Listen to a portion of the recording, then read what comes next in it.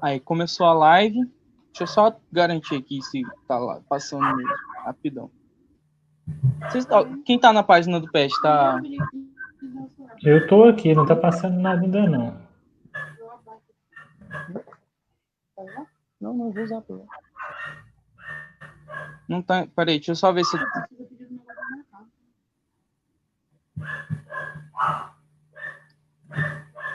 Deixa eu ver aqui se a página do PET já tá. Parece aqui pra mim que tá passando já, tá ao vivo. Tem 2 pessoas assistindo.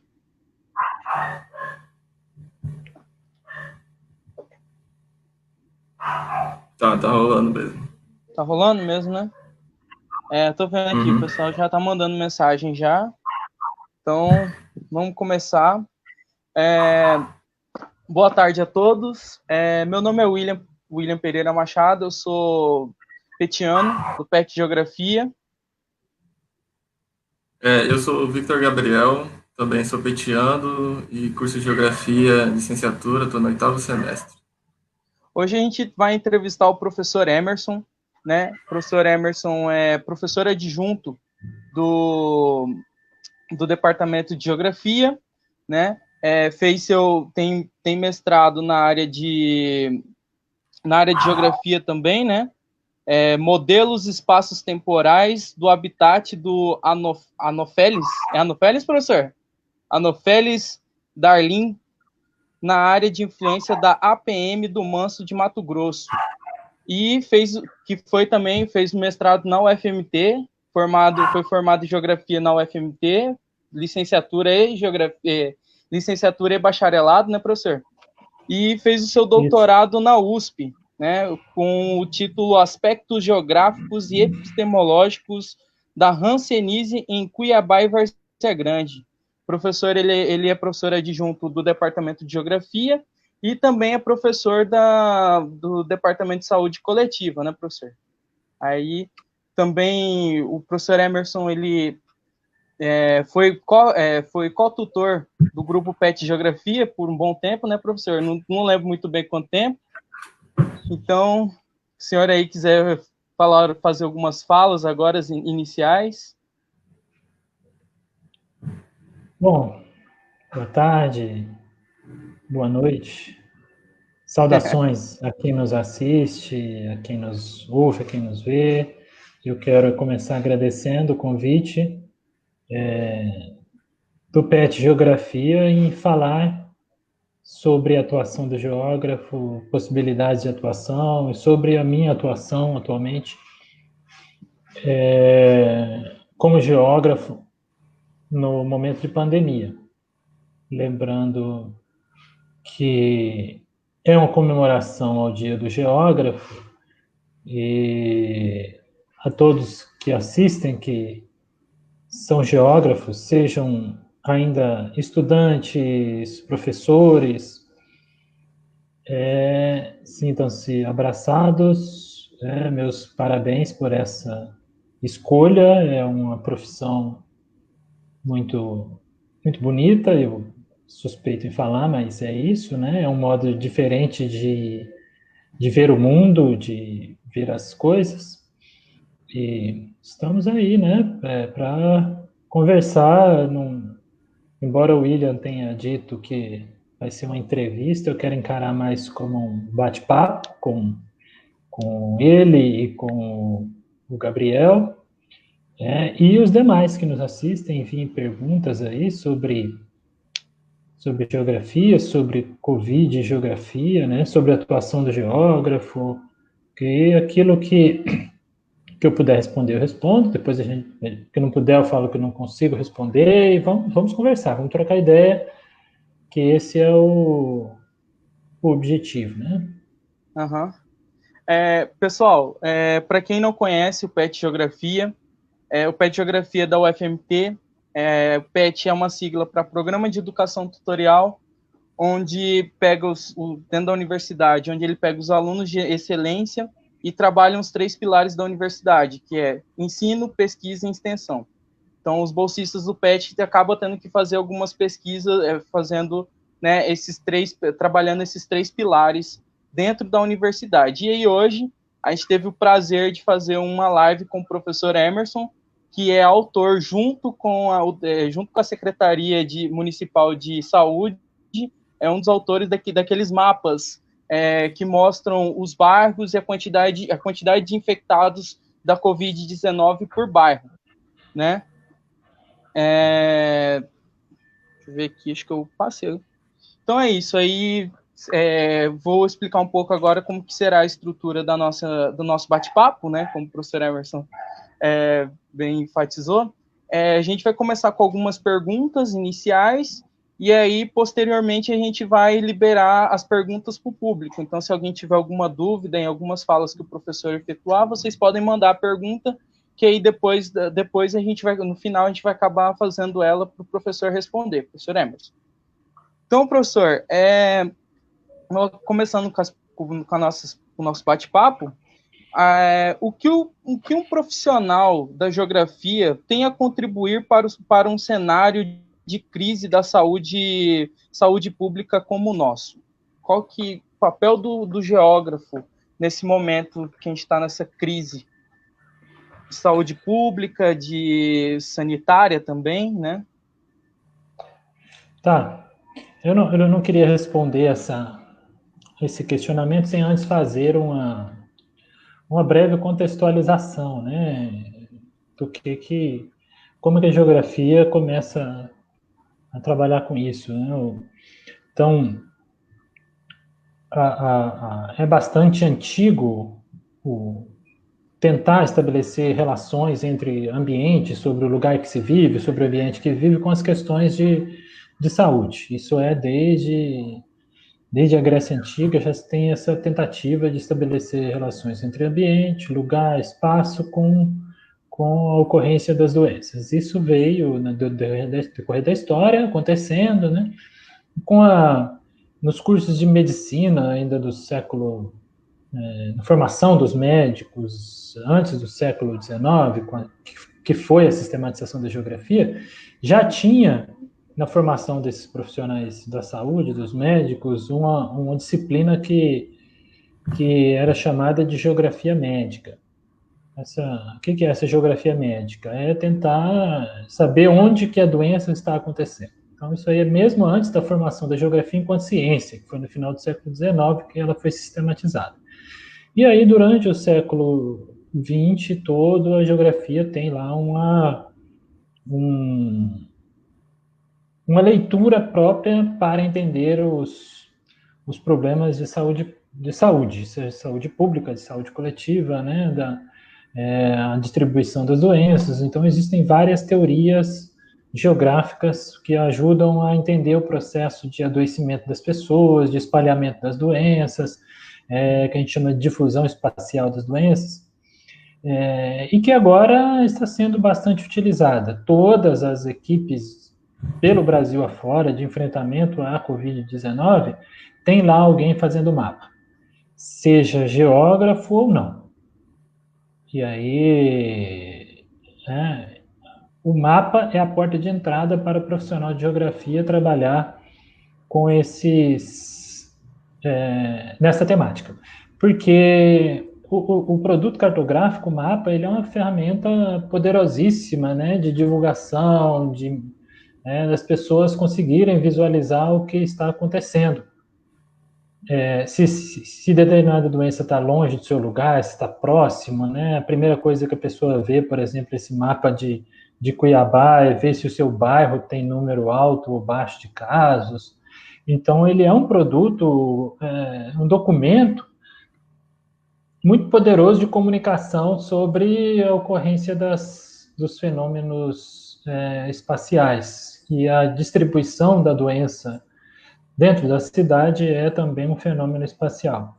E é por isso que o geógrafo ele tem pode dar uma grande contribuição para esses estudos, né? Já que tudo se manifesta no espaço geográfico a partir das formas de territorialização, de organização do espaço, da organização das cidades. Então, a gente sabe que existem áreas na cidade onde você tem um perfil social, né, de pessoas mais pobres, outra área com pessoas mais ricas. Então, estudar como que se manifesta dentro da cidade, se isso vai se dar de maneira diferente nos lugares com condições sociais melhores ou piores, é hoje a principal tarefa do geógrafo. O mapa em si, da distribuição das doenças, ele é um instrumento inicial de análise. A partir deste mapa inicial, que é, por exemplo, esse que a gente tem no nosso site, né, lá no site do Departamento de Geografia, geografiaufmt.com.br, tem uma seção só sobre Covid-19, sobre coronavírus, e lá tem uns mapas. Existem os mapas com um número de casos por bairro, por cidade do estado, e existem outros mapas mais analíticos, onde a gente analisa outras coisas, tentando relacionar com a ocorrência da doença, né? Então, o profissional da geografia, o geógrafo, nessa hora, a primeira função é o de mapeamento. As pessoas querem saber onde as coisas estão acontecendo, né? O que a gente poderia chamar de um inventário cartográfico. É necessário ter mapas sobre a ocorrência das doenças. E, em segundo, é ter esse olhar sobre as desigualdades socioespaciais no território. Só o geógrafo, só não, mas principalmente o geógrafo tem esse olhar de ao olhar, né, ao visualizar um determinado espaço, olhar uma paisagem, ali imaginar já, tentar entender como que é o processo que culminou com aquela fotografia daquele momento, né? Se a gente está falando de paisagem. Sempre que um geógrafo chega numa cidade, numa área, ele ao olhar para olhar o horizonte, ver aquela paisagem, se ele é um geógrafo de corpo e alma, vamos dizer assim, porque geografia não é só uma profissão, um jeito de ser, é uma forma de pensar. Ser geógrafo é também uma forma de viver, de pensar, de olhar o mundo, não é somente um conjunto de técnicas. Ao olhar para uma paisagem, numa cidade que você chega, você já tenta ali entender por que aqui é desse jeito, por que ali é diferente, né? O que está acontecendo para aqui ter isso e ali não ter. Então, esse olhar bem próprio do geógrafo nessa hora é imprescindível. A gente está vendo que pelo Brasil afora há essa característica de diferenças no número de casos e principalmente de óbitos nas diferentes regiões dentro das cidades. De início, assim, eu diria que é isso, né? Primeira coisa, fazer mapa. Segundo, ter o olhar sobre as diferenças socioespaciais dentro das cidades, nas regiões ou mesmo no país. Sim, eu acho que Peraí. Ah, tá. Pensei que tinha travado o meu. Professor, eu também queria dizer que, assim, eu sou uma pessoa que estou muito preocupada, né, com esse momento de pandemia. Como eu tinha falado anteriormente para o senhor em off, eu estou ficando em casa, já estou mais de 60 dias em casa. E, assim, esses mapas que que a secretaria está disponibilizando para a gente, está sendo, para mim, essencial para eu ter uma noção de como está o desenvolvimento o desenvolvimento desse vírus aqui dentro do município de Cuiabá, né? Eu moro numa região mais próxima do centro, então eu fico vendo, por exemplo, alguns bairros que já tem uma quantidade alta já, e aí eu já começo a ficar preocupado. Aí eu converso com colegas e falo, ó, toma cuidado aí que seu bairro tá com caso confirmado, tem alguns casos aí, eu mando alguns mapas também, e eu realmente acho que é importantíssimo. O papel do mapa nesse momento está sendo de suma importância para a gente ter uma noção de como que está o nosso meio, né? E como que os lugares que a gente pode, não é para a gente andar também, mas é os lugares onde a gente pode dar um conselho, né, para um amigo, ó, cara, seu bairro aí está com alguns casos, toma cuidado, ó. E é uma maneira bem dinâmica e bem objetiva, né, de mostrar que às vezes os dados é muito difícil, às vezes o pessoal não pega para ler todos os dados, né, da Secretaria de Saúde. Então, o mapa ele deixa ilustrado e é bem interessante isso. Então, professor, mas assim... Fundamental, só fazendo um comentário ao que o professor expôs, eu acho que a questão do mapeamento do coronavírus é essencial porque a gente precisa de políticas públicas e precisa de planejamento para combate ao vírus, né? Apesar de que a gente está vendo hoje um abrandamento das medidas de isolamento social e da quarentena, né? É fundamental esse tipo de dado para a gente conseguir entender a progressão e a disseminação do vírus e conseguir construir estratégias para atender, por exemplo, alguns bairros. A gente tem visto muito exposto em algumas reportagens na TV que existem lugares onde a gente tem uma sensibilidade social maior, né, onde a população ela é mais desassistida de serviços básicos, que a maior dificuldade no processo de isolamento social é, por exemplo, a falta de saneamento básico, a falta de fornecimento de água e tudo mais. Então, eu acho que esse tipo de mapeamento, sobretudo para essas regiões da cidade onde a gente tem maior vulnerabilidade, ela pode ser fundamental para a gente desenvolver algumas ações para tentar atenuar esses déficits de infraestrutura que a gente tem na cidade, de alguma forma, e dar suporte para essas pessoas, né?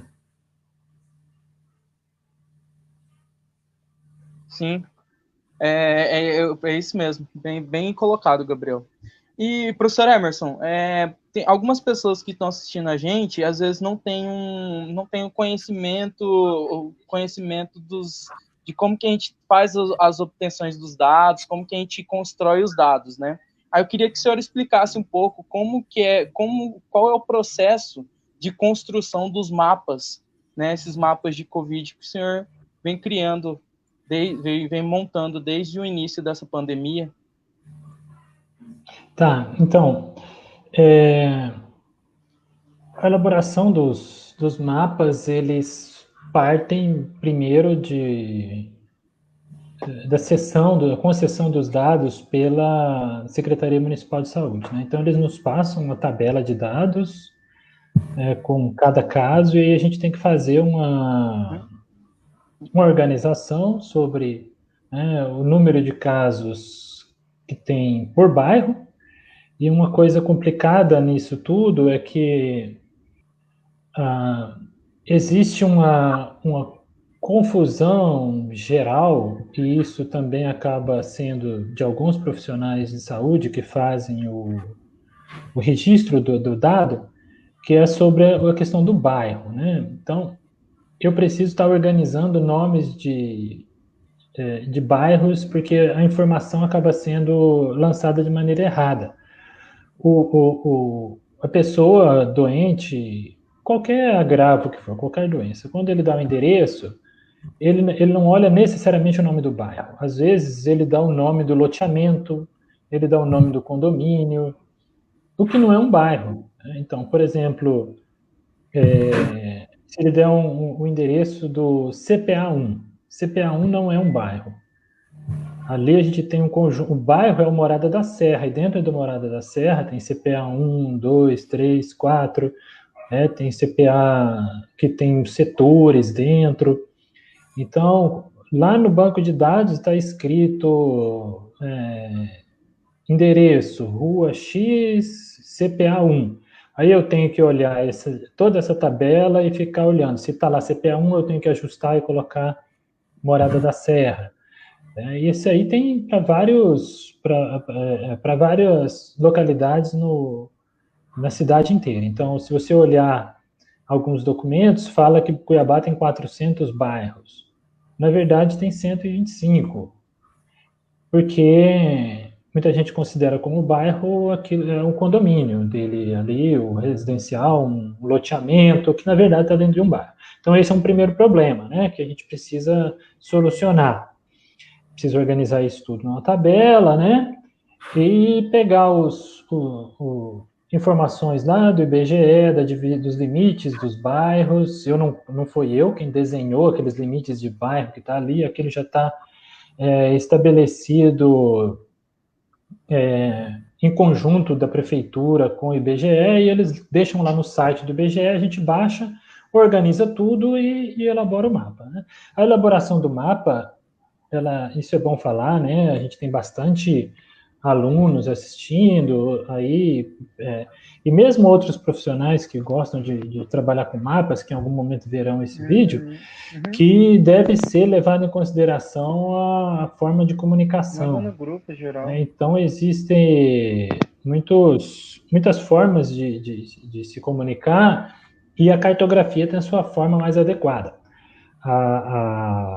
Então, já vi muitos mapas onde deve ser utilizado um círculo, um símbolo, o pessoal utiliza uma cor. Então, existe a maneira correta de se mostrar a informação, a cor correta, né? Que dá ao leitor uma visão mais clara de como interpretar aquele dado ali espacializado.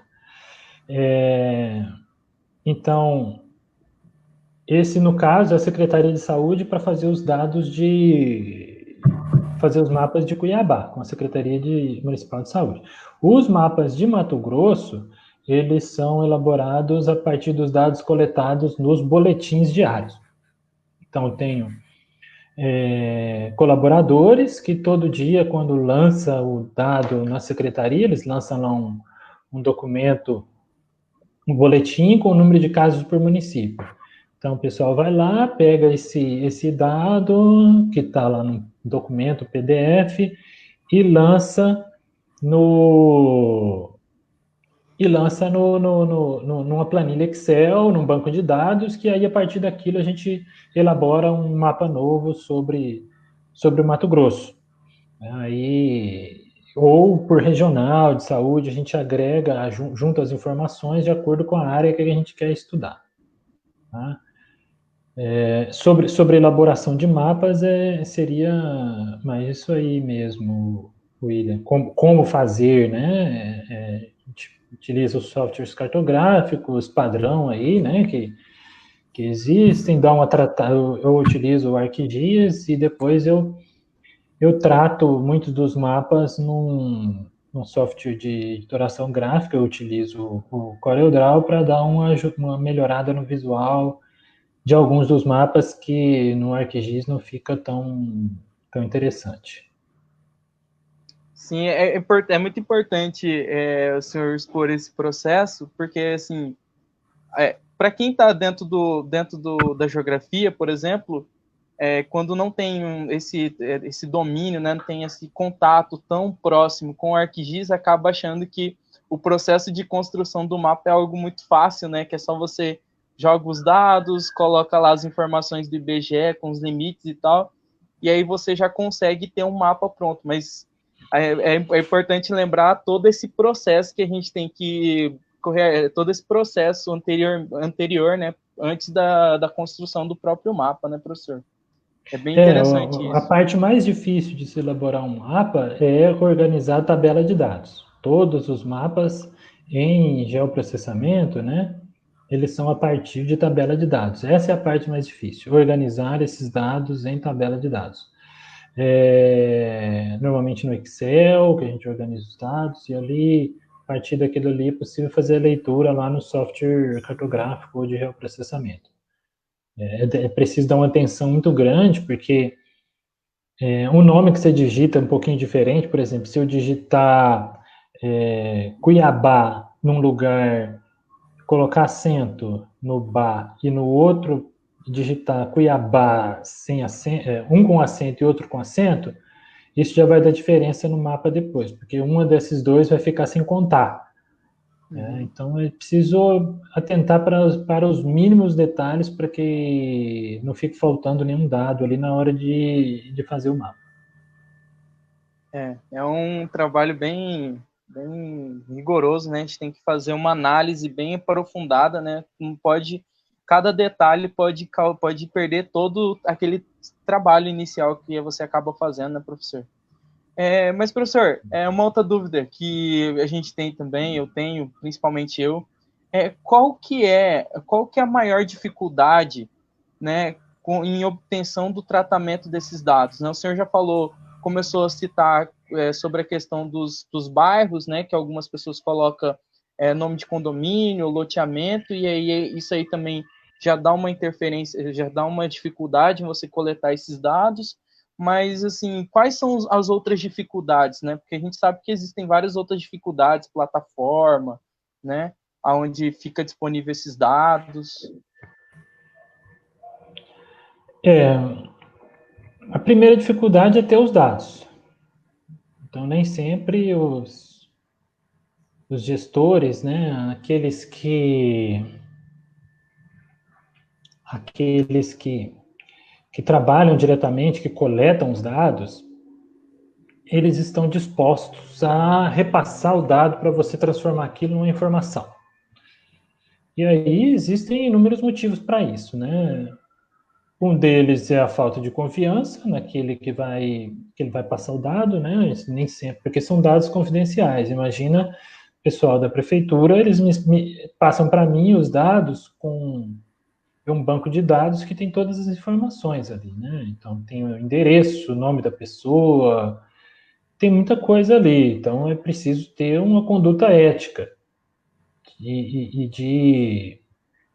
de cuidado para que a informação não seja vazada, né? Que outras pessoas não tenham acesso a esse dado. Então, o primeiro problema é aí, né? Na obtenção dos dados. Seja porque não confia, seja porque, às vezes, a pessoa acha que a análise daqueles dados pode mostrar algumas coisas que não podem ser mostradas.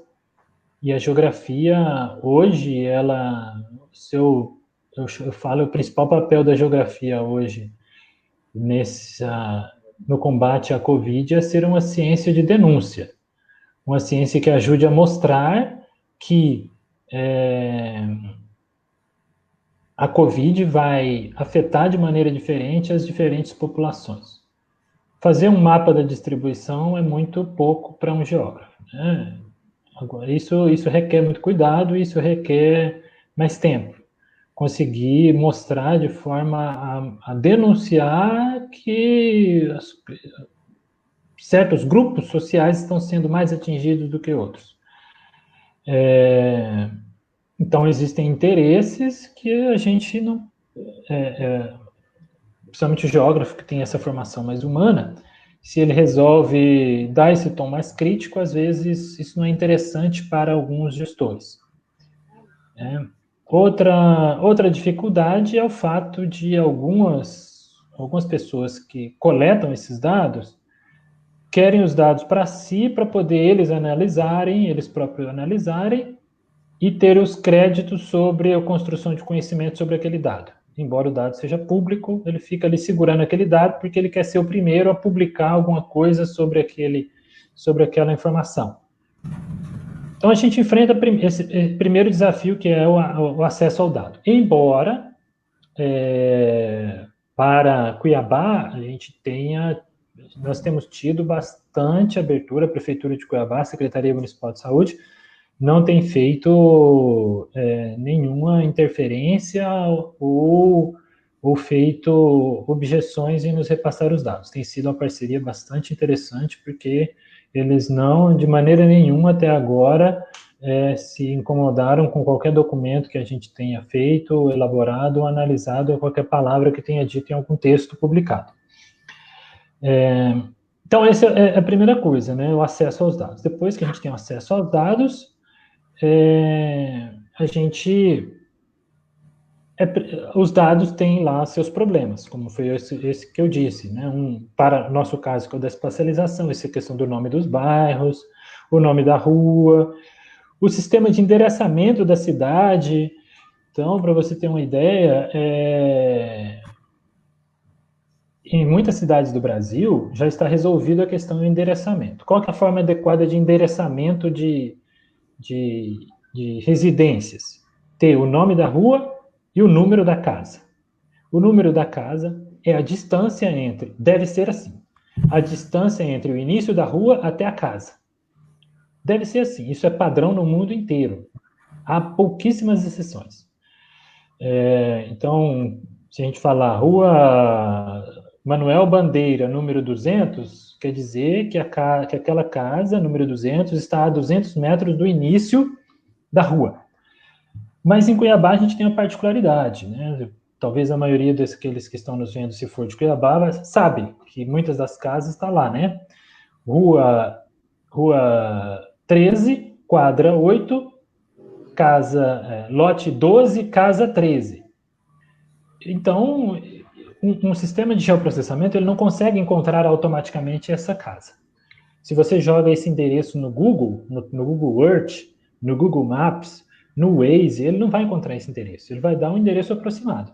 Mas se você jogasse um endereço, como eu falei anteriormente, que obedece essa padronização, ele vai exatamente no local que está ali, que você jogou no sistema.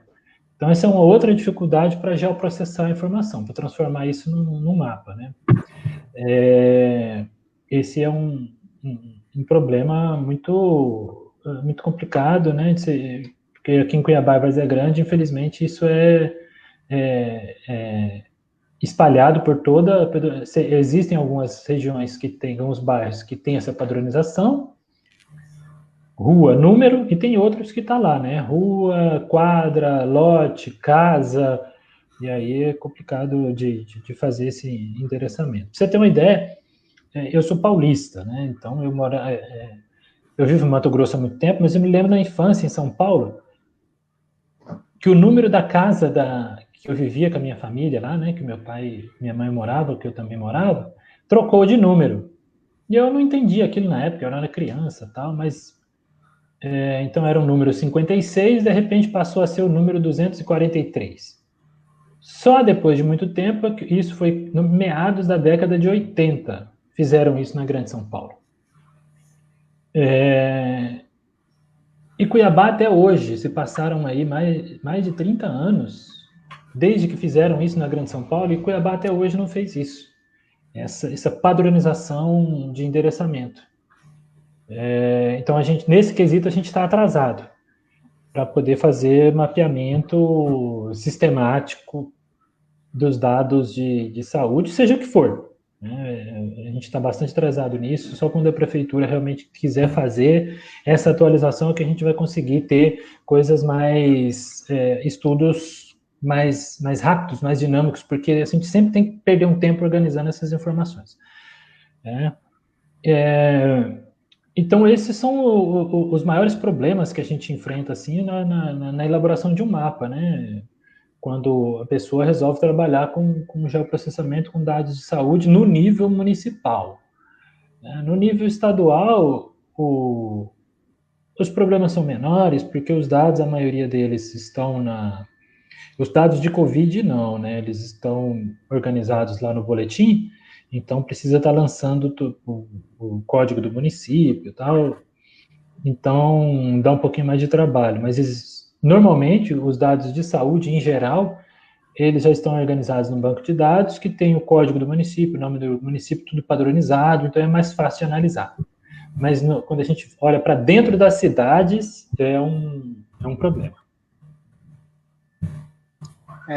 Realmente, Professor, na concepção do senhor, qual é o maior desafio de Cuiabá hoje no combate contra o Covid-19?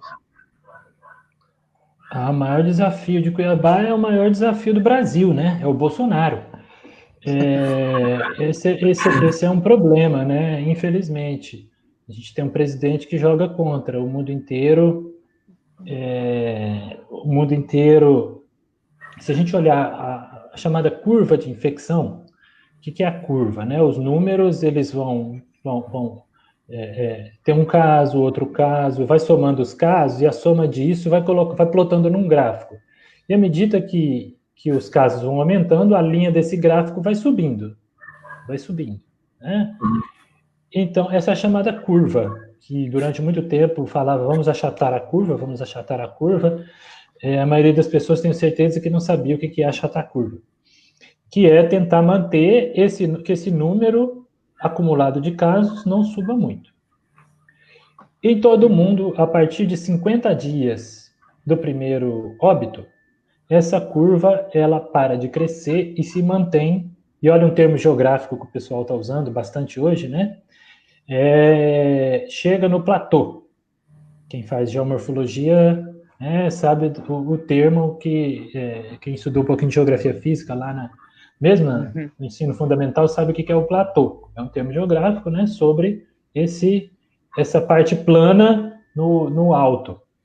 Então, chega nesse platô e ali os dados se mantêm por um tempo, depois esses dados começam a descer novamente. Então, a partir dos 50 dias, todos os países do mundo atingiram esse platô e logo em seguida começou a descer.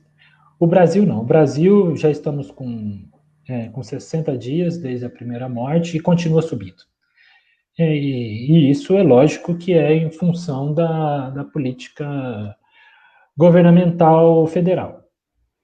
E como a gente tem essa política nacional, todo o esforço de prefeitos e governadores no sentido contrário, ela acaba teve seus efeitos positivos durante um bom tempo, né? Cuiabá, por um longo período, conseguiu manter uma curva bastante baixa, não subiu muito, mas com a pressão que empresários fizeram, né, conseguiu reabrir parte do comércio. Semana que vem já vai reabrir shopping center, bares, restaurantes. Eu não sou uma pessoa que ignora totalmente a questão da economia, né? Lógico que que a produção de riqueza ela é importante, mas antes disso vem a vida. E então, nessa hora, se tivéssemos uma política governamental nacional que garantisse que as pessoas tivessem uma renda mínima mensal para se manter, para comer, né, para conseguir ter energia elétrica por um mínimo ali, água, passar um tempo, né, que a gente pudesse parar por um tempo de verdade, então a gente já estaria hoje reabrindo de verdade, porque a gente está reabrindo comércio sem ter fechado direito. A gente teve aí uma meia quarentena, né? Ficou meia boca, assim, não foi como nos outros países do mundo, que fechou tudo, depois de um tempo reabre, né? Está reabrindo aos poucos. Então, o grande problema de Cuiabá é esse, né? Mas, lógico, há problemas locais. E no caso de Cuiabá, vai ser bastante influenciado pelo Estado. A gente está num Estado que existem grandes desigualdades regionais no acesso ao serviço de saúde. Então, o número de leitos, o grande problema da Covid é que ela satura os hospitais, né, os leitos hospitalares, as UTIs, e aí as pessoas, por não terem acesso a um cuidado médico eficiente, acabam morrendo. Cuiabá tem um número razoável para a população local, bastante confortável, nos deixariam tranquilos. O número que existe em relação à população da cidade. Cuiabá, Várzea Grande. O problema é que no interior isso não existe. No interior é bastante deficitário o número de leitos de UTIs. Então, o que vai acontecer? Essas cidades do interior, onde os números estão aumentando numa proporção maior do que de Cuiabá, os leitos lá serão todos ocupados e começarão a vir pessoas do interior para cá, para a cidade, para Cuiabá, ocuparem os leitos da capital, que é referência para todo o estado, para a região. É justo que pessoas de outras regiões do estado venham para Cuiabá, onde tem o hospital. Mas isso vai ocupar os leitos e a população local, à medida que os números forem crescendo, esses leitos estarão sendo ocupados por alguém, por um mato-grossense, né? Então, o grande desafio vai ser esse, de aumentar o número de leitos, porque à medida que o comércio está sendo reaberto aí, nesse momento de subida da curva ainda, né? A curva está ainda na crescente, né? Está subindo como nunca, a proporção hoje de aumento é muito maior do que um tempo atrás. Esses leitos eles vão ser ocupados por pessoas que não vivem em Cuiabá, e aí... Agora, tem outras questões que são culturais, não só de Cuiabá, como do brasileiro, né? Dessa dificuldade de manter hábitos. Então, eu não tenho dúvida que as pessoas que no início do fechamento dos primeiros casos aqui no estado, iam no supermercado, chegava, lavava tudo, já trocava de roupa, já ia lavar, eu não sei se as pessoas estão tendo o mesmo cuidado hoje, 2 meses depois. Então, deve continuar tendo cuidado, sim. É, e outro problema é esse, né? As pessoas acharem que está meio controlado e aí, se eu ficar infectado ou nunca vou ser infectado, nem se eu for infectado não vai ser lá grandes coisas. Muita gente acredita no que o presidente está falando, que é só uma gripezinha, né? Que não é. Agora, então a gente tem essa soma de problemas aí, o fato de ser a capital e pessoas virem para cá, o problema cultural de relaxamento mesmo das pessoas, não sei se isso é do brasileiro, talvez seja de todas as pessoas, de que à medida que o perigo, em teoria, né, assim, não chega perto de você, você diminui aquela sensação de medo, e aí o cuidado que você tem, ele diminui. Esse cuidado não pode ser diminuído. Realmente, né, professor? O Mato Grosso, né, ele teve uma ação, Cuiabá, eu falo Cuiabá em específico, teve até uma ação bem rápida, né, sobre a questão quando chegou o primeiro infectado confirmado aqui, né. Foi uma ação bem rápida, só que aí entra aquela questão, aquele problema político, né. De um lado você tem o presidente da República falando que não tem necessidade de você ficar em casa, vamos continuar nossa vida normal, só uma gripezinha. E do outro lado você tem prefeitos e governadores que estão seguindo as recomendações da OMS, né, da Organização Mundial da Saúde, e acaba dando aquele choque político mesmo, né? Um choque político. Eu estava recentemente fazendo um estudo não, analisando. A Nova Zelândia já está começando, já iniciou suas atividades normais, já vai fazer 3 semanas, né? Hoje ela confirma que não tem mais nenhum caso de Covid no país, né? Só teve 7 óbitos e teve 788 casos confirmados. Então, assim, é um país que já está voltando às atividades normais, né? Você tem Coreia do Sul que já tá iniciando até as aulas. Você tem países da Europa que já estão iniciando alguns eventos, futebol, né? Por exemplo, o evento esportivo, o campeonato alemão já iniciou, né? E aí Público lá no estádio, né?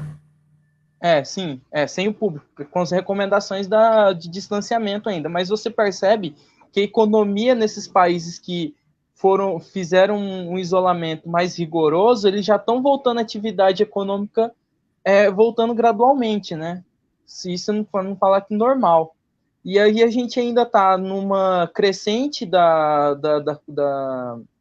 gráfico, né, das mortes, dos casos confirmados, e a gente cada vez mais vê que não tem esperança para a gente voltar a ter as atividades econômicas normais. E aí você tem essa, como diz, entre aspas, forçada de barra da política, né? Dos políticos tendo que abrir lojas, abrir bares, agora recentemente vai abrir shoppings, né? Numa força, né, que os grandes empresários estão fazendo contra esses políticos, né? E aí você teve, por exemplo, o caso de Santa Catarina, né, uma cidade de Santa Catarina que voltou às atividades econômicas de forma gradual e bate o recorde a cada 24 horas como município que tem mais casos confirmados e óbitos, né? Então, assim, é bem complicado esse momento é um momento bem, assim, você tem que trabalhar muito bem, né? Eu também sou uma pessoa que analiso economia, fazendo uma visão utópica, se a gente tivesse feito do termo em inglês lockdown, no primeiro caso de Covid que a gente teve aqui no Mato Grosso, por exemplo, e se a gente for pegar em escala Brasil, em todo o Brasil, acho que talvez a gente já estaria com o processo de retorno gradual da economia, né? Os bares já podendo abrir, não normalmente, mas respeitando o distanciamento, os shoppings também.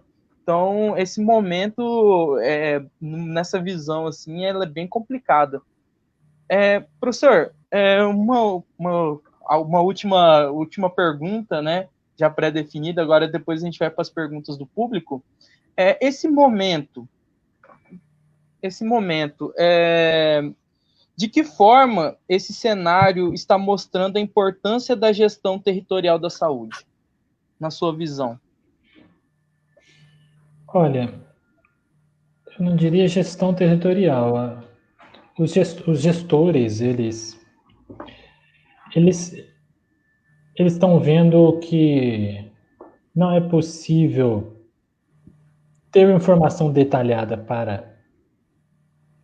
para os diferentes lugares se dados sobre os lugares não forem coletados. Isso não é um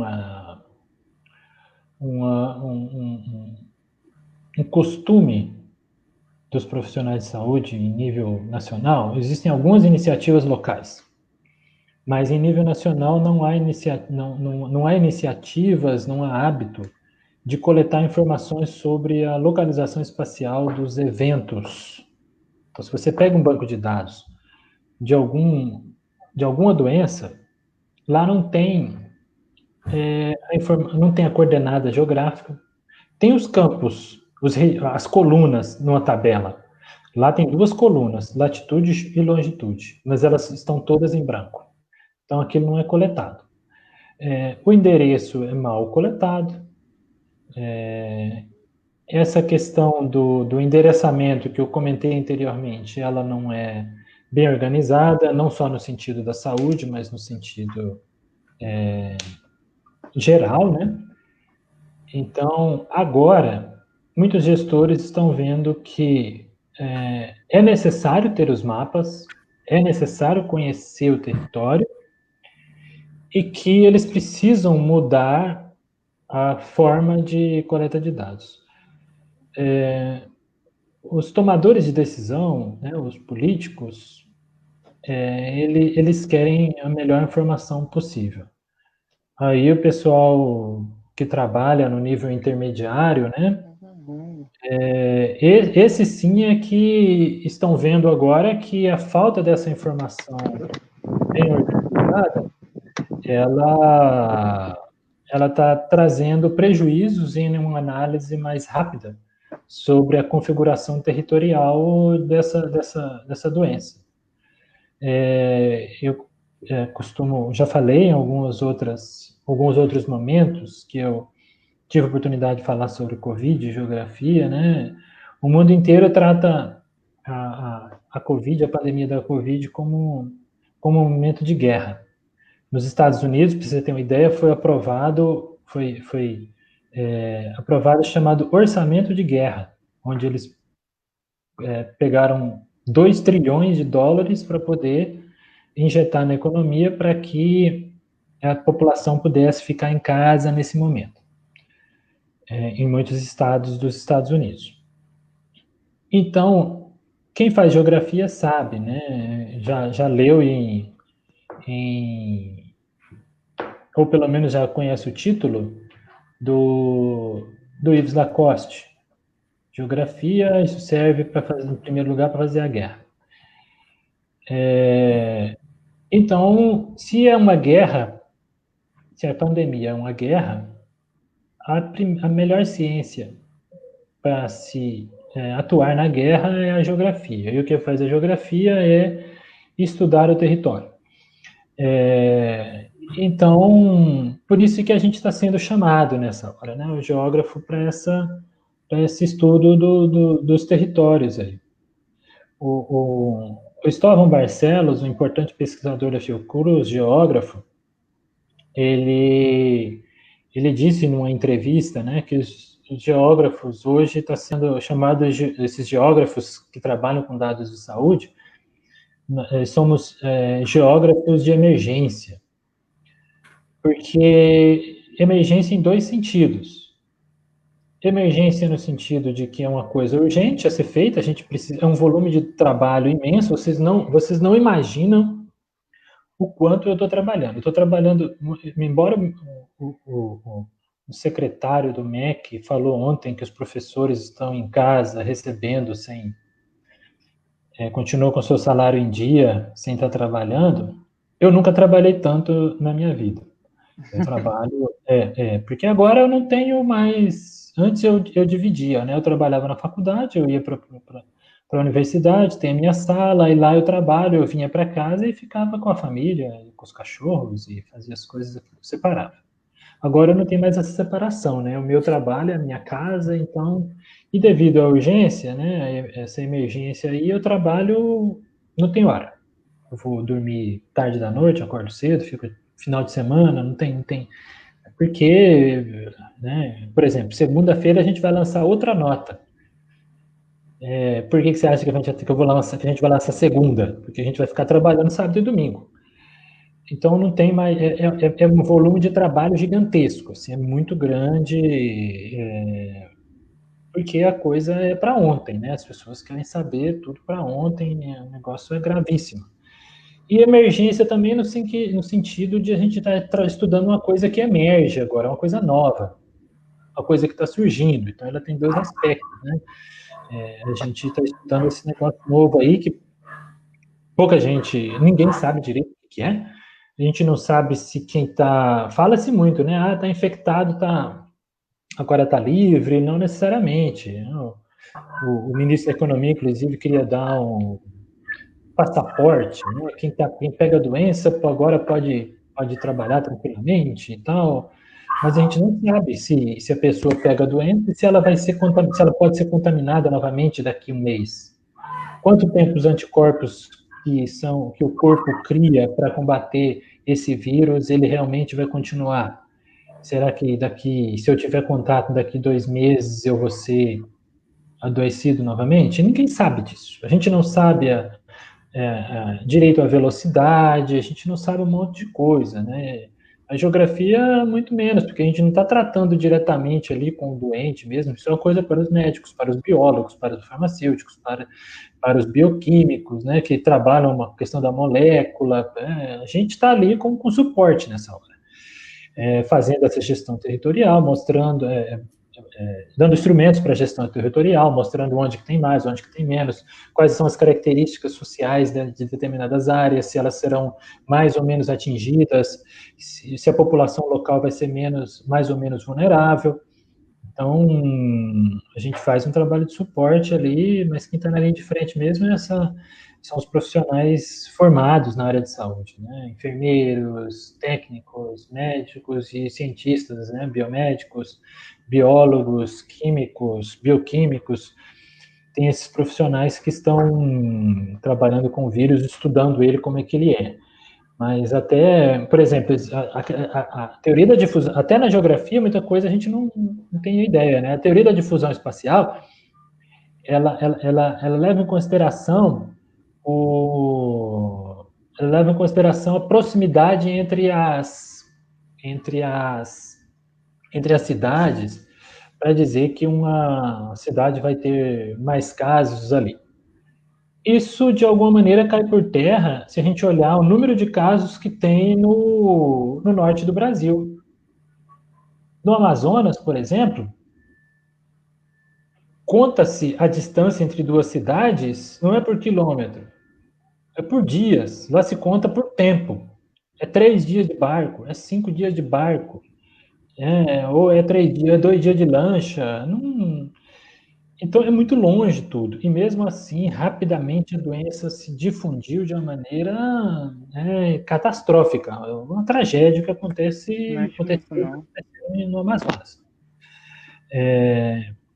Então, esse primeiro, um dos pressupostos aí da teoria da difusão espacial, dessa questão da proximidade, ela não explica muito. A gente tem que buscar outros fundamentos teóricos aí para conseguir entender tudo isso, né?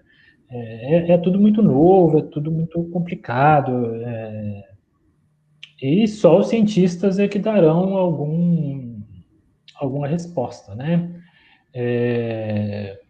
Eu sou uma pessoa de fé, eu vou na igreja, eu sou daquele cara que vai no domingo na missa e vai fazer leitura lá na frente, entendeu? Então, eu sou uma pessoa de fé. Mas nessa hora não adianta ter fé, não. Nessa hora, a ciência é quem vai nos dizer os caminhos. Não vai ser o pastor que vende feijão milagroso, não vai ser um padre que vai dizer alguma coisa, né? Ou vai ser um curioso que vai falar. Eu lembro que no início estava começando no Brasil. Eu fui num estabelecimento e teve um cara que me falou eu não quis discutir na hora ali, né? Ele falou com tanta certeza. Ele falou para mim assim: não vai chegar no Mato Grosso. No Brasil, isso vai ser não vai ser grave, porque aqui é quente, o coronavírus, ele não se espalha no calor, não. Aí eu ouvi, né, fazer o quê? Melhor ouvir, né, vamos ouvir. Eu não tinha certeza se era verdade ou não, porque no Brasil ainda estava muito pouco. Hoje a gente vê que isso é uma informação totalmente falsa. No Brasil, a gente está aí saindo do verão, né? E teve no verão, agora no outono, e continua os casos subindo, não adiantou muita coisa termos aqui temperatura mais alta, não. Falava-se de tempo seco também, em regiões chuvosas, aumentou o número de casos.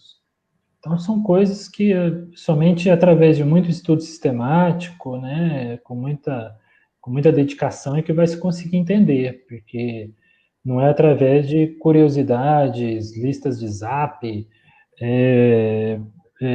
sermão do pastor, que vai nos dar respostas nessa hora aí, não, né? É por causa da ciência que a gente não está vivendo uma tragédia como na pandemia de 1918 da gripe espanhola, onde morreram 50 milhões de pessoas. É por causa da ciência que a gente não está vivendo as 100 milhões de mortes da peste negra no século XV, né, século XIV.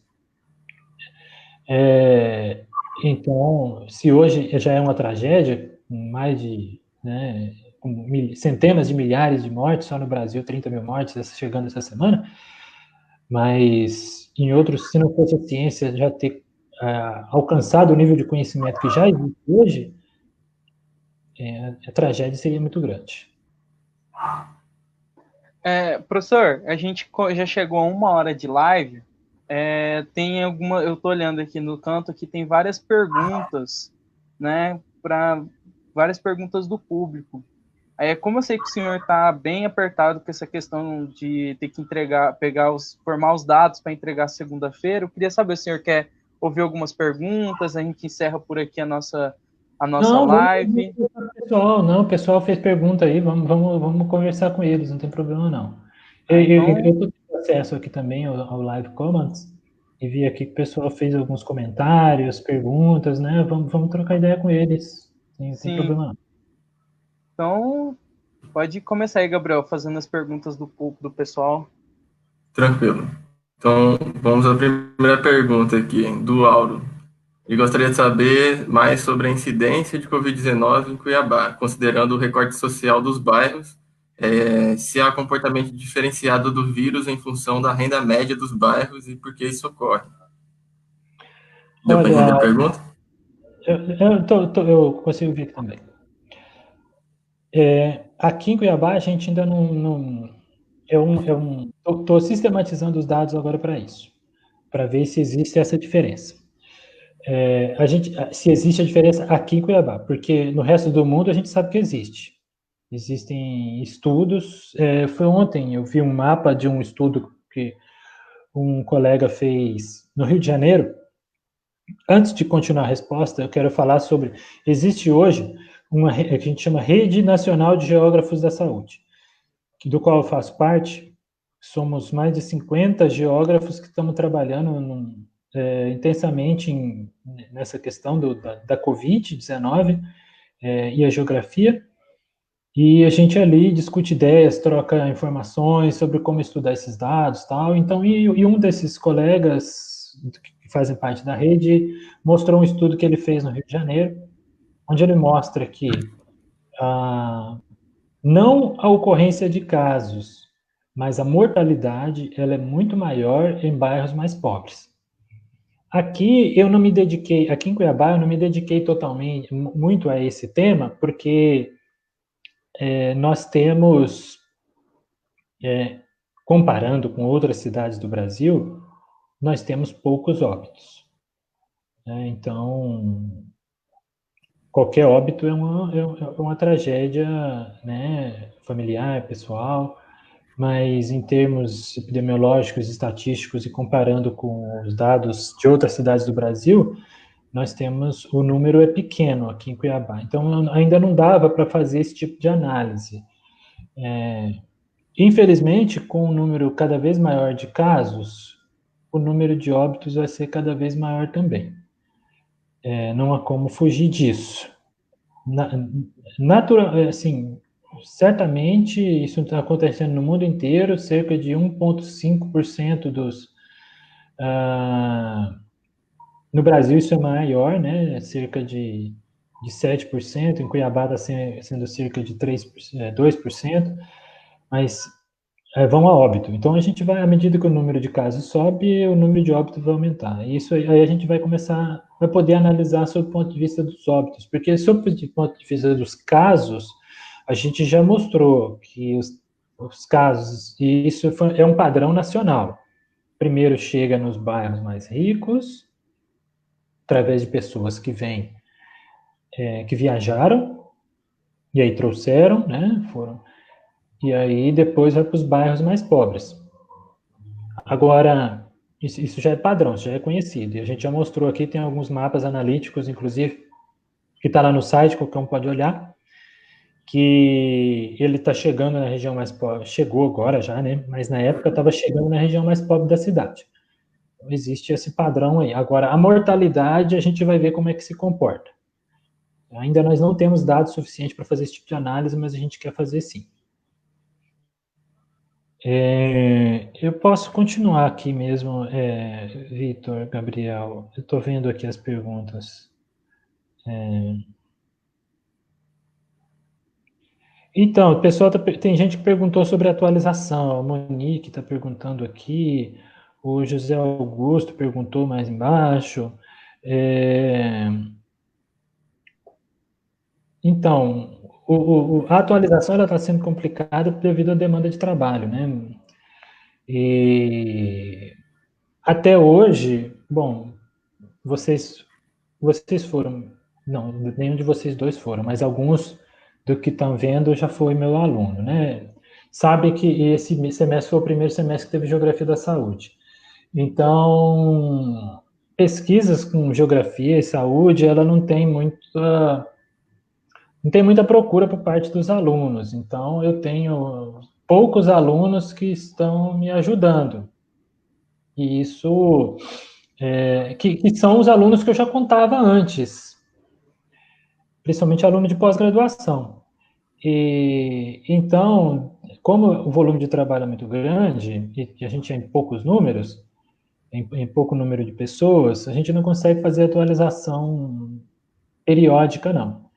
Existe uma atualização dos municípios de Mato Grosso, que a gente fez uma parceria com o Laboratório de Geotecnologia do Instituto Federal, que é um painel dinâmico. Lá é feita a atualização, que é o professor Juan, lá do Instituto Federal, faz a atualização diária, mas isso para município. A gente está colocando, vai fazer em breve, a próxima semana vai estar disponível um painel dinâmico para Cuiabá também. Então, a gente vai ter a atualização diária para Cuiabá também. Diária não, desculpa, semanal para Cuiabá. Porque os dados para Cuiabá, como eles são mais detalhados, ele precisa de um tempo maior para fazer os mapas para Cuiabá. Então, isso vai ser atualizado semanalmente. Como já são os mapas de Cuiabá, eles são feitos semanalmente. os mapas de Mato Grosso. A gente está tentando atualizar a cada 5 dias, tem vezes que passa o tempo, a gente passa aí 10 dias, 15 dias sem conseguir atualizar, mas o período é de 5 em 5 dias. Mas por bairro é bastante interessante, porque as pessoas, à medida que veem que ali na proximidade da sua casa tem casos, as pessoas ficam um pouco mais alertas, tal, e é diferente do que ver 3 casos no município, mas esse município é muito grande, onde será que vai estar?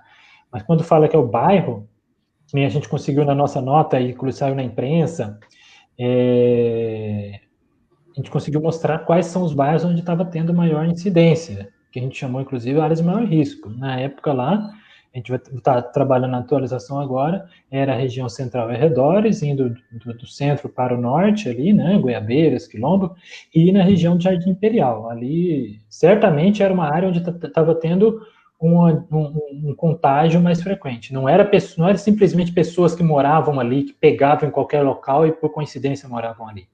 Certamente estavam pegando a doença por ali, porque era muito recorrente, toda semana mais 2, 3 casos, toda semana mais 2, 3 casos, então certamente o vírus circulava por ali. A Yara fez uma pergunta grande aqui. Outra dúvida que tenho, nós geógrafos sabemos a importância da geografia. Dessa maneira, quando começou o espalhamento, a iniciativa do mapeamento surge como projeto independente, ou logo de início entraram em contato para a parceria. Então, pessoal aí, a Yara, a primeira iniciativa foi minha, né, de pegar os dados que saíam no boletim e elaborei os mapas do estado. Isso aí, fiz mapas e mostrei aí, aquilo teve uma repercussão enorme, porque foram os primeiros mapas que saíram. Eu ainda tomei um tempo maior, fiz um gifzinho que mostrava a evolução, mostrava a evolução, e isso aí, quando eu pensei que não, o negócio que eu tinha enviado para um colega estava chegando para mim de volta por outro grupo que não tinha nada a ver, né? Então a gente viu que circulou muito aquele mapa. E foi a partir dessa primeira iniciativa pessoal que depois a gente já foi mantendo, fomos procurados, e na verdade não fomos procurados, assim, a gente tem contatos com as pessoas que são da secretaria, né?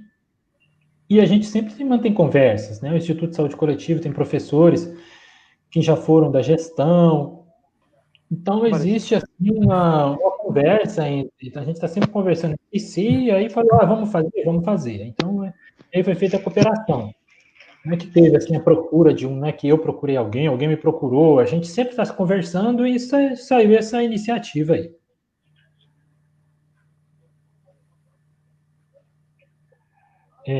O Washington faz um comentário aqui, né, que muitos hospitais não separam os leitos, e que pode ter... Olha, isso não é recomendado, né? Inclusive, a Secretaria de Estado de Saúde, ela tem uma parte que é de leitos exclusivos para a Covid-19.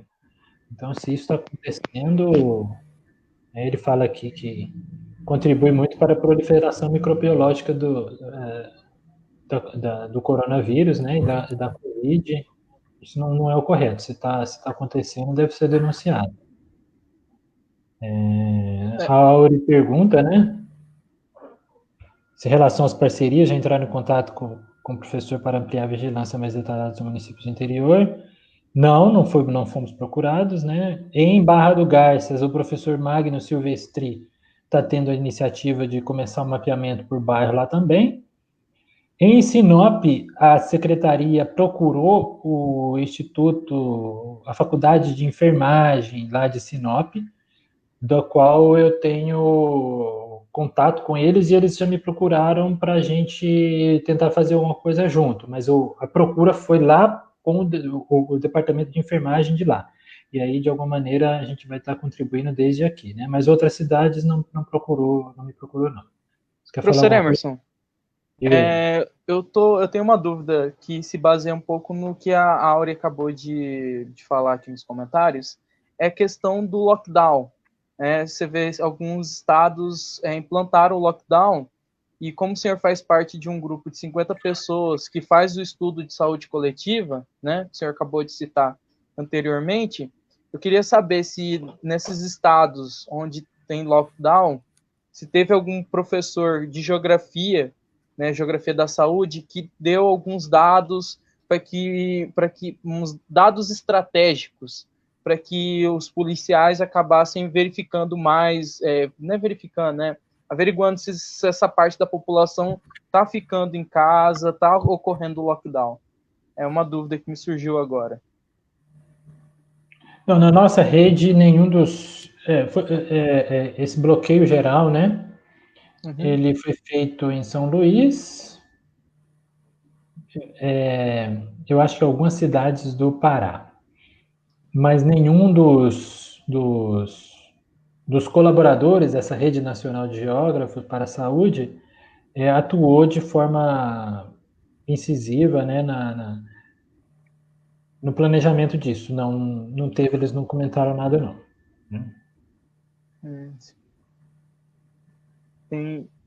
Gabriel, você tem mais algumas outras perguntas aí? Tem uma pergunta do Denner. Professor Denner. Começa lá. A ciência vem há algum tempo sendo ignorada e as universidades sofrem ataques políticos e cidadãos mal informados ou mal intencionados. Professor Emerson, você acha que depois da pandemia essa situação possa mudar? Será que nosso trabalho poderá, enfim, ser devidamente valorizado? Olha, Denner, não sou otimista não, cara. Tem muita gente falando, né?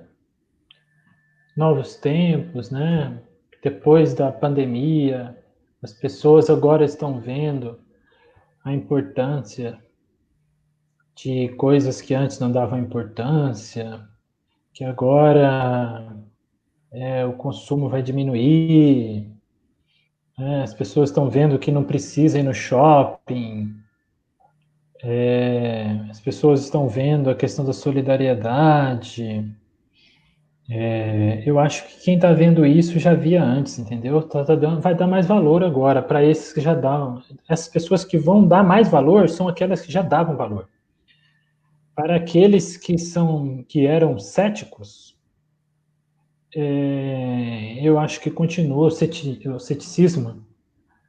Por mais que a pessoa possa ter um parente próximo que fique doente, vamos supor, uma situação hipotética. Uma pessoa tem um parente, um amigo próximo que foi contaminado. Essa pessoa vai para o hospital, fica na UTI, se trata, né, fica lá entubado por um tempo, dado medicamento. Aí essa pessoa é curada, ela retorna para casa. Quantas pessoas que estão ao redor dessa pessoa que foi curada vai dizer assim: que ótimo que temos remédios em um hospital que possibilitou essa pessoa ser curada. Eu acho que poucos, a maioria vai dizer assim: nossa, graças a Deus foi curado, foi a fé que curou, foi a oração, foi isso e aquilo. Eu não estou tirando o valor disso tudo. Como eu falei para vocês agora há pouco, eu sou uma pessoa de fé também. Mas essas pessoas elas vão continuar dando valor a outras coisas em detrimento da ciência. E aí, alguns vão ficar doentes, vai falar que foi uma gripezinha, né? Eu acho que a gente está num momento histórico bastante de muito endurecimento, assim, de rigidez dos pensamentos, né? E apesar de... Porque quem fica em casa é um perfil social que já aceitava essas recomendações, né? Um outro perfil que não aceita, que ele não fica em casa, ele não usa máscara, ele acha que tudo é bobeira, né? Eu acho que vai, assim, muitos colegas, amigos falam que eu sou pessimista, né? Que vai mudar sim, e tal. Mas infelizmente eu não tenho muita confiança de que isso vai ser alterado para os próximos, para curto prazo, não. Professor, Infelizmente. eu acabei de receber aqui uma pergunta de uma pessoa que está assistindo, acabei recebendo privada, Amanda Camila. Ela fez a seguinte pergunta: se o senhor recebe as subnotificações de casos aqui em Cuiabá, se o senhor também recebe essas informações ou são apenas as informações de infectados mesmo, casos confirmados? Como é que é? Desculpa, fala de novo aí, que recebe... Falei. A dúvida dela era o seguinte: se o senhor também, os dados que o senhor recebe, no meio desses dados também tem as subnotificações, ou o senhor acaba recebendo os dados apenas dos infectados? Não, então, subnotificação é algo que não foi de maneira nenhuma medido. Então, não existe esse dado. Né? Então, dessa maneira eu não recebo. Então, o que se faz em alguns estudos? Ele tenta medir a subnotificação. Foi publicado essa semana passada pela Universidade Federal de Pelotas que a cada 7 pessoas infectadas, uma foi notificada. Uma notificou que estava doente. Então, o que teve? O que aconteceu?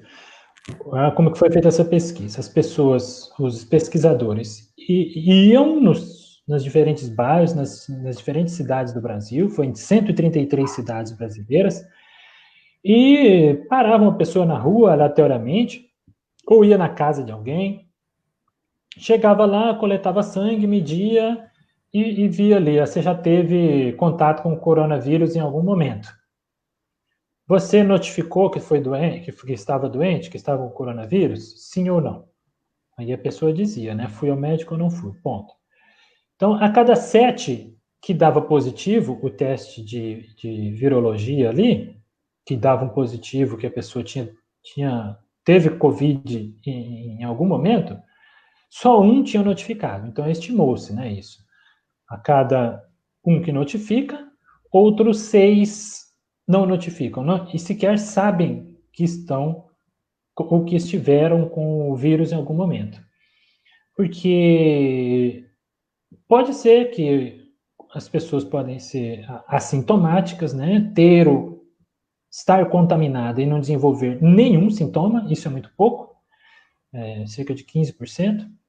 Outros são contaminados e têm sintomas leves, uma leve dor de cabeça, né, uma pequena coriza, e passa logo. Fica até pensando mesmo que é a gripezinha, ainda mais se tiver histórico de atleta. Agora, aí só um é que foi lá notificar.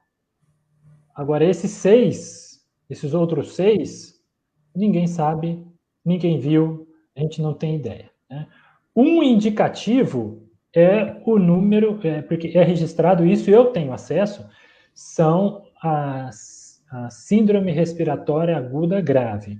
São internações por alguma complicação das vias respiratórias. Pode ser Covid, pode não ser Covid. A pessoa está internada. Aí pode ser por pneumonia, pode ser tuberculose, pode ser um monte pode ser gripe mesmo, influenza, né? Vai fazer o teste, alguns dão positivo, outros não. Mas nem todos são testados, embora estejam hospitalizados. Então, o número de pessoas com síndrome respiratória aguda grave aumentou muito no Brasil inteiro, inclusive em Cuiabá, no Mato Grosso, nos últimos dias, mas a gente não tem certeza de que o fato de ter tido uma síndrome respiratória aguda grave, que isso é Covid. Tá? Então, essa informação ela é sempre estimada e raramente medida, né? Ela é medida só através de pesquisas com estatística. Igual às pesquisas em período eleitoral, né? Você tem ali uma amostragem e tal, e estima o percentual, mas aquilo não é na população em geral. É porque eu vi também recentemente, apareceu os dados de subnotificações de Covid, eram 6 mil, parece. 6 milhões, uma coisa assim, eu não lembro mais, mas era um valor bem mais alto do que os casos confirmados aqui. É isso, né? Que o Brasil ele tem cerca de 400 mil casos registrados. Então, a estimativa é que isso pode que os infectados é 7 vezes maior, ou seja, 2 milhões e 800 mil. Uhum. Né? 2 milhões e 800 mil pessoas no Brasil estariam infectadas pelo coronavírus, mas somente 400 mil notificaram em algum hospital, né? Fizeram algum tipo de tratamento, ficaram isolados em casa, ou vieram a falecer. Sim. Gabriel, tem mais alguém fazendo alguma pergunta? Pergunta não tem mais nenhuma, tem alguma... Tem duas aqui, né? Tem da Sara. Professor, e Várzea Grande, como está a questão desse mapeamento lá? Então, Várzea Grande, o pessoal de lá me passa os dados também, mas me passa com um pouco menos de detalhamento. Então, e com a periodicidade menor. Então, Várzea Grande, a gente lançou uns mapas, eu nem sei se Várzea Grande eu já coloquei ali no nosso site, eu vou colocar os mapas, inclusive tem que analisar, vamos colocar lá. Mas o número tem aumentado consideravelmente, né? E a gente já fez alguns produtos cartográficos para Várzea Grande, sim. Mas não existe uma parceria formal como é com Cuiabá. Pessoal, ao ver o trabalho realizado sobre Cuiabá, me procuraram para a gente poder fazer os mapas de Várzea Grande, mas eles são feitos com período menor e agora, de repente, com mais casos, queiram fazer com maior, com período de tempo menor, né? O Washington faz uma pergunta aqui, né? O tempo seco por longos dias intersecciona para elevar o vírus no interior? Olha, pode ser. Tem alguns estudos que mostram. O Covid-1, esse é o Covid, é o SARS-CoV-2, né? O vírus que transmite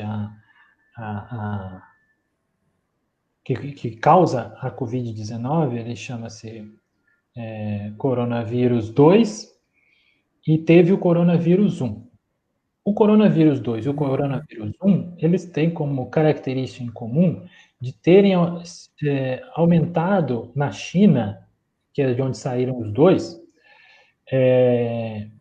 em períodos de seca e frio. Por causa disso, que falava que ele não ia se dar bem no calor. Então, em períodos de frio e seca é que aumentava, que surgiram e proliferaram o coronavírus 1 e agora o coronavírus 2. O professor Francisco Mendonça, da UFPR, tem que ter procurado. Eu vi uma entrevista dele, eu não li o documento, mas mostrando que em Curitiba eles viram que existia uma associação entre tempo nublado e aumento do número de casos. Então, sempre que o tempo ficava mais nublado, a temperatura caía um pouco, daí cerca de 5 dias, 6 dias, o número de casos aumentava consideravelmente. É bastante provável, sim, é provável que o tempo seco vá aí auxiliar no aumento do número de casos. E agora, coincidentemente, vem o frio em algumas regiões do estado também, né? Que a gente passa os dias de frio. Vai ser mais uma variável que a gente vai ter que analisar aí se o número de casos aumenta numa proporção maior dias depois de uma onda de frio aí. o ambiente certamente é também a gente não sabe em que nível, mas ele também é um fator que ajuda a disseminar aí. Não sei, embora não seja totalmente condicionante, determinante, mas ele é mais um fator que deve ser levado em consideração. E esse tempo de frio e seco aí que a gente se avizinha, a gente precisa ficar alerta aí para ver se vai ter alguma relação sobre isso, com o aumento do número de casos. Gabriel, tem mais alguma pergunta? Gente, Olha, eu vi só elogios, só. inclusive, desculpa aí eu ter falado que não tinha mais nenhuma pergunta, porque não atualizou para mim aqui a pergunta na live, mas eu acho que não tem mais nenhuma aqui. Deixa eu só atualizar de novo para ter certeza. Gabriel querendo tirar nossos espectadores.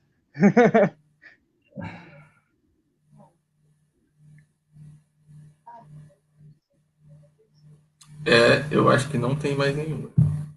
Tem mais nenhuma? Perguntas. Uhum. Não tem, não. Então, queria agradecer, professor Emerson, quando eu fiz o convite para o senhor, na hora, o senhor já aceitou o convite, né? Eu agradeço mesmo de verdade pela disponibilidade do senhor, né? O senhor que sabe muito bem como que é isso também, né, professor? O senhor que já fez parte do PET, foi co-tutor nosso, fez a gente estudar ArcGIS aí muito.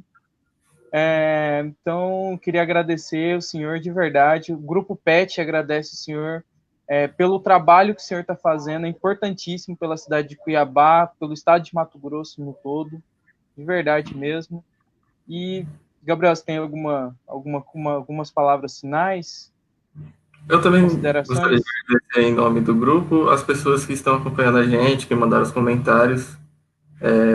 Obrigado pelo apoio, por terem participado. Agradecer também ao professor Emerson pela disposição e pela participação aqui. Espero que a gente tenha contribuído um pouco para esse combate ao coronavírus de alguma forma.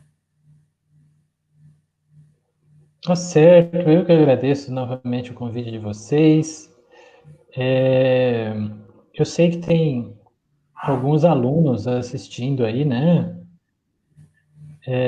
Eu quero dizer que se interessam, né? Passem a se interessar pela geografia da saúde, é uma área que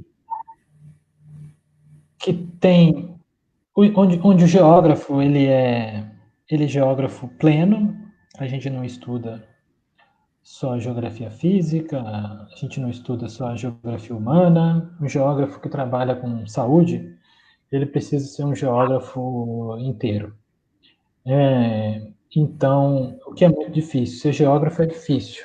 Hoje é o dia do geógrafo, a gente vê aí inúmeras manifestações, parabéns ao geógrafo, falas do Milton Santos, né? Principalmente, talvez seja nosso maior expoente no Brasil e no mundo. E então, ser geógrafo é muito bom. Ser um geógrafo que trabalha com dados de saúde, ele é, para mim, muito melhor, muito prazeroso, poder, de alguma maneira, contribuir para questões fazem parte do cotidiano direto ali, né? A gente sabe que tudo que a gente faz da geografia, a gente estuda o espaço, ela faz parte do cotidiano das pessoas, mas a questão da saúde, ela é mais sensível, né? Então, poder ajudar a entender tudo isso que é tão sensível para cada um, que é a saúde, né, os momentos de doença, para mim é bastante prazeroso. Não é fácil, né? Ser geógrafo, como eu falei, não é fácil. Esse geógrafo que trabalha com dados de saúde é mais difícil ainda porque precisa estar com todos os 8 braços espalhados pela todas as sub-áreas da geografia, e aí a gente acaba não sendo especialista em nenhuma delas, né? Eu não sei muito de geomorfologia, eu não sei muito de geografia urbana, eu não sei muito de hidrogeografia, mas eu tenho que saber um pouquinho de cada uma delas. e para poder conseguir entender como que isso tudo se manifesta na vida das pessoas, na saúde das pessoas.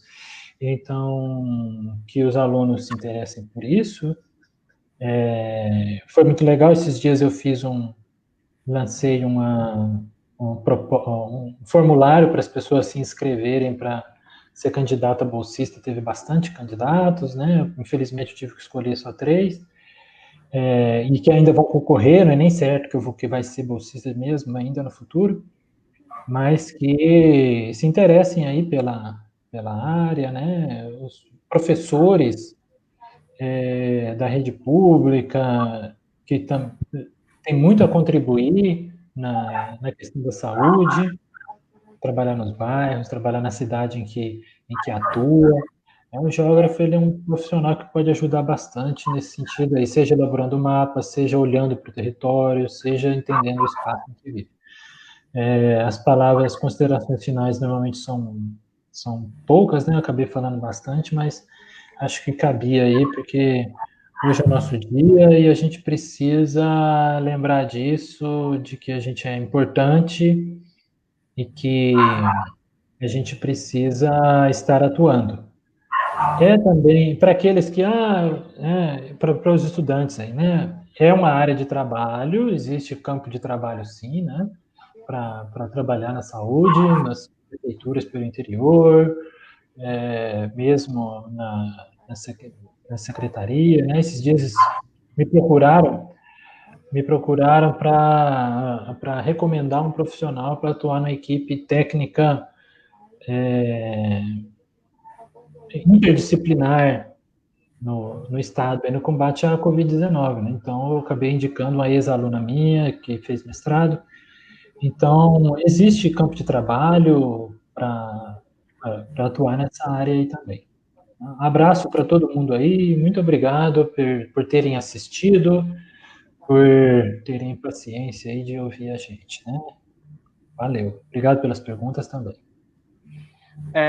Queria agradecer novamente, professor. Foi uma grande live, expôs várias dúvidas que até eu mesmo tinha, eu acho que o público também, né? Uma pessoa que acabou de fazer uma pergunta, eu vou responder. Essa live fica gravada sim, ela vai ficar gravada no Facebook, e aí a gente vai tentar baixar ela e mandar para o canal do YouTube do PET Geografia. Que aí, aproveitando que a gente está falando do PET Geografia, pedir para todo mundo aí seguir a página do PET, essa página que vocês estão acompanhando, né? Página do Facebook. Acessarem também o blog do PET que está com vários materiais importantíssimos que a gente vem desenvolvendo desde né? Faz tempo já, desde o ano retrasado já até hoje. A gente tem vários materiais interessantíssimos. Também parabenizar pelo Dia do Geógrafo, né? O nosso dia aí, né? Tem que ser reconhecido mesmo. E agradecer ao professor Emerson, que está aí como linha de frente, né? Dos geógrafos aí representando a gente numa área tão importante que é a área da geografia da saúde. Muito obrigado, professor. Abraço. Abraço.